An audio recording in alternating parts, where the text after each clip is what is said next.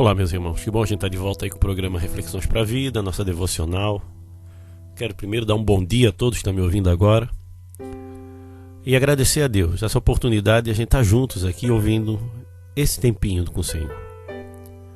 Quero agradecer aqueles que têm ajudado, aqueles que têm orado por esse programa, nesse novo horário, na rádio, a partir das 6 da manhã. Você que está me ouvindo agora, está indo para o trabalho, que Deus te abençoe profundamente nesse dia. Você que está indo para a aula, creia nisso.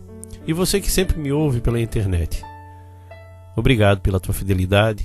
E eu agradeço aqueles irmãos que têm mandado palavras de incentivo e de gratidão. E os que têm apoiado, que têm permitido que esse programa permaneça no ar.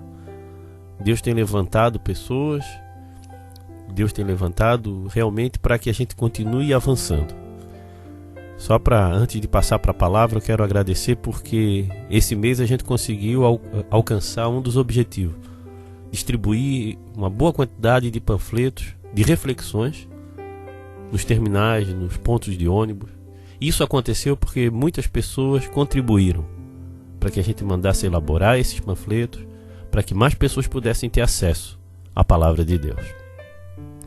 E hoje eu quero falar sobre direitos, os seus direitos. Direitos humanos da sociedade, direitos civis e teus direitos espirituais. Nós, como filhos de Deus, nós adquirimos alguns problemas, sim, mas alguns privilégios por pertencer ao Senhor. Por que eu estou falando isso? Porque a gente está estudando o livro de Atos e eu vejo Paulo usar de um dos direitos que ele tinha, de maneira fantástica, que era de ser cidadão romano. Para quem não está acompanhando, quem está ouvindo pela primeira vez, nós estamos seguindo uma série de mensagens baseadas no livro de Atos. E a gente está no capítulo 22, a gente está encerrando o capítulo 22 agora, onde Paulo estava se defendendo diante de uma multidão, e porque ele estava pregando o evangelho, e ele agora foi levado em sua defesa também, porque os soldados romanos vieram pegar ele, porque a multidão ia matar ele. Mas eles iam levar ele para chicoteá-lo. Realmente eles iam castigá-lo. E olha só o que acontece quando Paulo usa de um recurso que a gente também tem direito. Presta atenção nisso. Abra lá sua Bíblia em Atos capítulo 22, a partir do versículo 24. Diz assim o texto: Então o comandante mandou que os soldados levassem Paulo para dentro da fortaleza. Mandou também que o chicoteasse, para que ele contasse por que a multidão estava gritando contra ele. Porém, quando estavam amarrando para chicoteá-lo, Paulo perguntou ao oficial romano, que estava perto dele: Será que você tem direito de chicotear um cidadão romano? Especialmente um que não foi condenado por nenhum crime? Quando o oficial ouviu isso, foi falar com o comandante e disse: O que é que o senhor vai fazer? Aquele homem é cidadão romano. Então o comandante foi falar com Paulo e perguntou: Me diga uma coisa, você é mesmo cidadão romano? Sou, respondeu Paulo. Aí o comandante disse: Eu também sou, e isso me custou muito dinheiro. E Paulo respondeu: Pois eu sou cidadão romano de nascimento. Imediatamente os homens que iam chicoteá-lo recuaram. E o próprio comandante ficou com medo, ao saber que Paulo era cidadão romano e ele tinha mandado amarrá-lo. Por que esse medo todo? Porque o cidadão romano era o Império Romano, dominava tudo e eles tinham uma regalia, eles tinham um cuidado, não podia chegar se prendendo, não poderiam fazer o que eles fizeram com Paulo, sem passar pelo julgamento segundo as suas leis. E o que é que isso ia repercutir? Isso ia trazer consequência para esses que fizeram. E Paulo sabia disso, ele era um cidadão romano. Algo que muitos queriam ter esse privilégio, esse recurso. Aí você pode estar perguntando: o que é que isso tem a ver comigo, O que é que tem a ver comigo? O que é que tem a ver com a nossa vida espiritual? Tem muito a ver. Porque na Bíblia nada é à toa.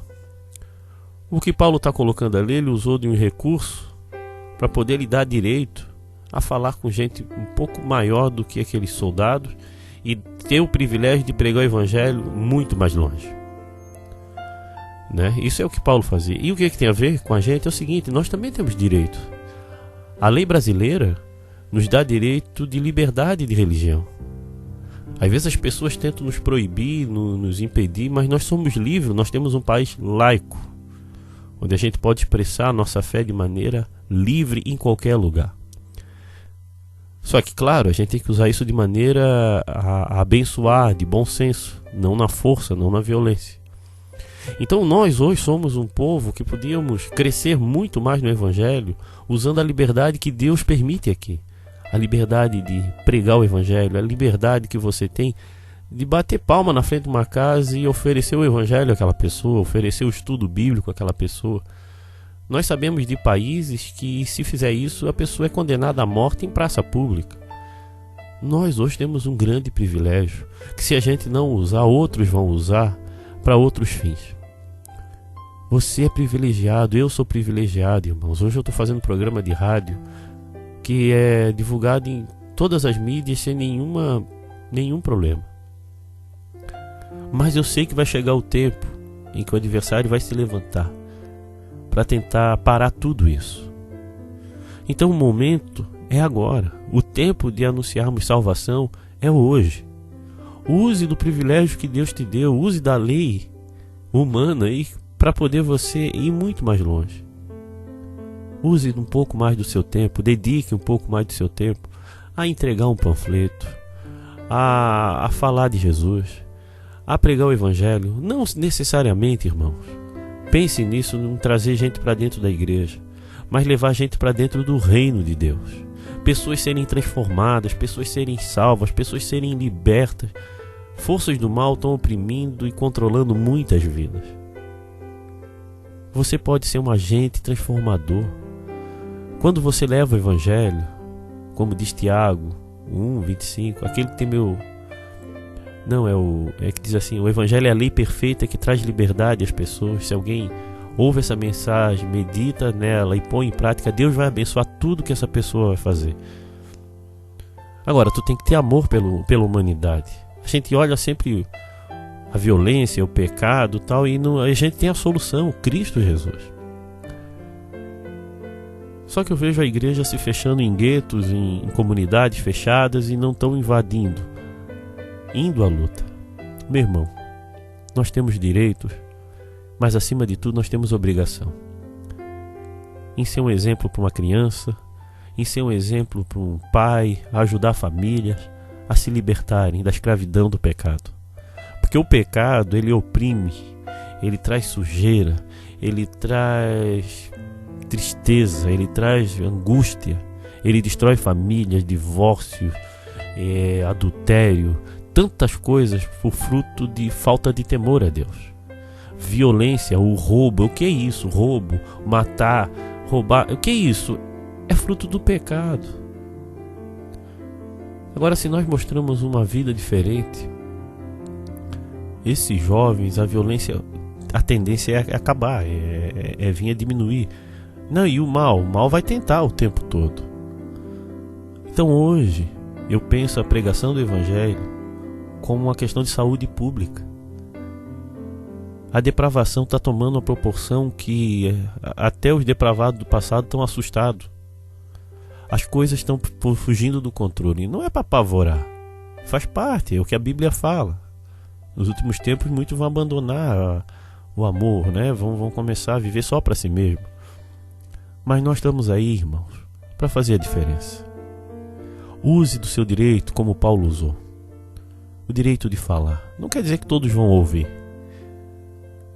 mas comece a ajudar nessa propagação do Evangelho, porque algo sobrenatural começa a acontecer.